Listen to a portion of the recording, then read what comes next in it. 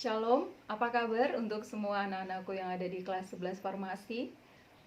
Masih stay at home, masih cuci tangan, dan tentunya harus pakai masker karena kesehatan kita adalah hal yang paling penting. Nah, hari ini kita akan belajar kembali dengan materi kita dalam pelajaran pendidikan agama Kristen dan budi pekerti. Sesungguhnya ibu telah menyelesaikan semua bab dalam semester ini. Jadi kita ada 7 bab, dan kita sudah selesai sampai bab ke-14. Namun karena tuntutan sekolah menginginkan bahwa kita harus terus dalam proses pembelajaran daring, ibu akan mengulangi bab 13 dan 14 dalam pelajaran kita. Oke, mari kita mulai. Kita masuk dalam bab 13. Tema kita judulnya mensyukuri anugerah Allah lewat perkembangan iptek. Kita bisa membaca bacaan firman Tuhan dalam Kejadian 1 ayat 28, Kejadian 6 ayat 14 sampai 15, dan Amsal 1 ayat 7. Nah, anak-anakku, menurut kalian apa itu iptek? Tentunya iptek bukan hal yang baru bagi kita. Setiap hari yang kita lakukan selalu berhubungan dengan iptek. Misalnya, smartphone kita, gadget kita, itu adalah iptek. Hampir seluruh pembelajaran, hampir semua informasi, hampir semua hal itu selalu berhubungan dengan iptek. Tentunya, ibu percaya bahwa kalian tidak hanya mengetahui, tetapi juga menghidupi apa yang dinamakan iptek itu. Namun, bagaimana kita harus menyingkapi iptek itu dengan baik? Itu adalah pertanyaan yang perlu kita jawab. Karena kita menyadari bahwa tidak semua perkembangan iptek memberikan sisi positif dalam kehidupan manusia, tetapi sesungguhnya juga memberikan dampak negatif. Nah, oleh sebab itu, ibu ingin kalian mulai menyingkapi iptek ini dengan baik. Kalau dalam materi yang ibu kirimkan sebelumnya, ada beberapa pertanyaan dalam sesi brainstorming yang harus kalian jawab. Ibu berterima kasih karena kalian sudah mengirimkan jawaban-jawaban dari soal-soal yang ibu berikan kepada kalian. Yang belum mengirimkan, ibu tunggu ya, karena ini sangat berpengaruh untuk nilai kalian. Nah, untuk selanjutnya, ibu akan memberikan tugas yang baru bagi kita semua. Materi akan dikirim kembali. Ya, kalian bisa memeriksa di grup classroom dan di grup WA kita, khususnya untuk kelas 11A farmasi. Dan di bawah itu ada pertanyaan baru yang ibu berikan. Mari kita ulas satu persatu.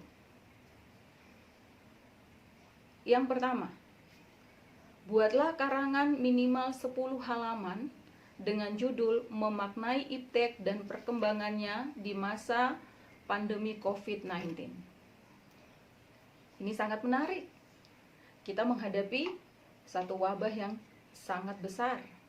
Dan karena ini sudah melebihi dari 200 negara, itu disebut pandemi. Kenapa disebut pandemi? Karena ini adalah wabah global.